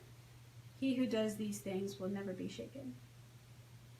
Keep me safe, O God, for in you I take refuge. I said to the Lord, you are my Lord. Apart from you I have no good thing. As for the saints who are in the land, they are the glorious ones in whom is all my delight. The sorrows of those will increase who run after other gods. I will not pour out their liberations of blood or take up their names on my lips. Lord, you have assigned me my portion and my cup. You have made my lot secure. The boundary lines have fallen for me in pleasant places. Surely I have a delightful inheritance. I will praise the Lord who counsels me. Even at night, my heart instructs me. I have set the Lord always before me. Because he is at my right hand, I will not be shaken. Therefore my heart is glad, and my tongue rejoices. My body also will rest secure. Because you will not abandon me to the grave, nor will you let your Holy One see decay. You have made known to me the path of life. You will fill me with your joy in your presence, with eternal pleasures at your right hand. Hear, O Lord, my righteous plea. Listen to my cry. Give ear to my prayer. It does not rise from deceitful lips. May my vindication come from you. May your eyes see what is right. Though you probe my heart and examine me at night, though you test me, you will find nothing. I have resolved that my mouth will not sin. As for the deeds of men, by the word of your lips, I have kept myself from the ways of the violent. My steps have held to your paths. My feet have not slipped. I call on you, O God, for you will answer me. Give ear to me and hear my prayer. Show the wonder of your great love. You who save by your right hand those who take refuge in you from their foes. Keep me as the apple of your eye. Hide me in the shadow of your wings, from the wicked who assail me, from my mortal enemies who surround me. They close up their callous hearts, and their mouths speak with arrogance. They have tracked me down. They now surround me, with eyes alert to throw me to the ground. They are like a lion hungry for prey, like a great lion crouching in cover. Rise up, O Lord, confront them, bring them down. Rescue me from the wicked by your sword. O Lord, by your hand save me from such men, from men of this world whose reward is in this life. You still the hunger of those you cherish. Their sons have plenty, and they store up wealth for their children. And I, in righteousness, I will seek your face. When I awake, I will be satisfied with seeing your likeness. I love you, O Lord, my strength. The Lord is my rock, my fortress, and my deliverer. My God is my rock in whom I take refuge. He is my shield and the horn of my salvation, my stronghold. I call to the Lord, who is worthy of praise, and I am saved from my enemies. The cords of death entangle me. The torrents of destruction overwhelm me. The cords of the grave coiled around me. The snares of death confronted me. In my distress, I called to the Lord. I cried to my God for help. From his temple, he heard my voice. My cry came before him into his ears. The earth trembled and quaked, and the foundations of the mountains shook. They trembled because he was angry. Smoke rose from his nostrils. Consuming fire came from his mouth. Burning coals blazed out of it. He parted the heavens and came down. Dark clouds were under his feet. He mounted the cherubim and flew. He soared on the wings of the wind. He made darkness his covering, his canopy around him, the dark rain clouds of the sky. Out of the brightness of his presence, clouds advanced, with hailstones and bolts of lightning. The Lord thundered from heaven. The voice of the Most High resounded. He shot his arrows and scattered the enemies.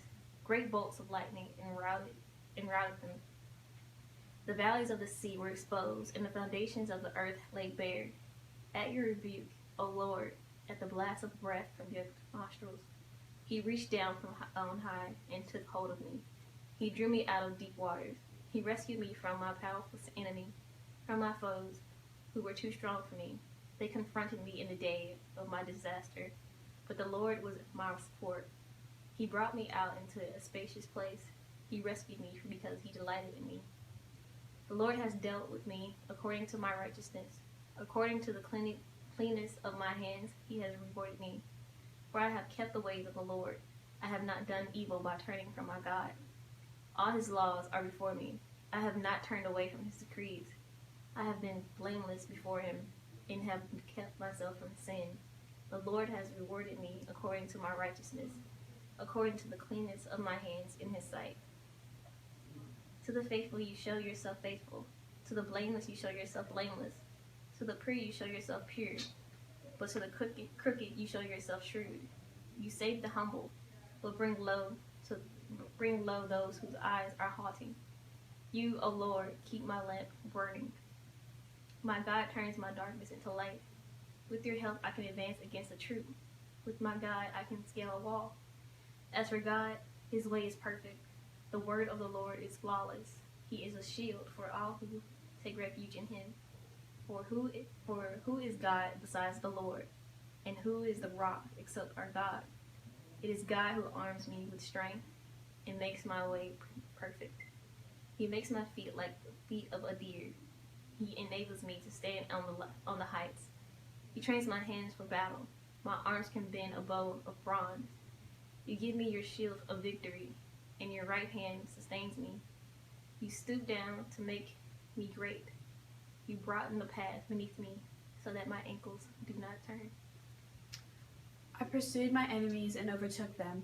I did not turn back till they were destroyed. I crushed them so that they could not rise. They fell beneath my feet. You armed me with strength for battle. You made my adversaries bow at my feet. You made my enemies turn their backs in flight, and I destroyed my foes. They cried for help, but there was no one to save them. To the Lord, but he did not answer. I beat them, as fine as dust borne on the wind. I poured them out like mud in the streets. You have delivered me from the attacks of the people. You have made me the head of nations. People I did not know are subject to me. As soon as they hear me, they obey me. Foreigners cringe before me. They all lose heart. They come trembling from their strongholds. The Lord lives. Praise be to my rock. Exalted be God my Savior. He is the God who avenges me, who subdues nations under me, who saves me from my enemies. You exalted me above my foes. From violent men you rescued me. Therefore I will praise you among the nations, O Lord. I will sing praises to your name. He gives his king great victories.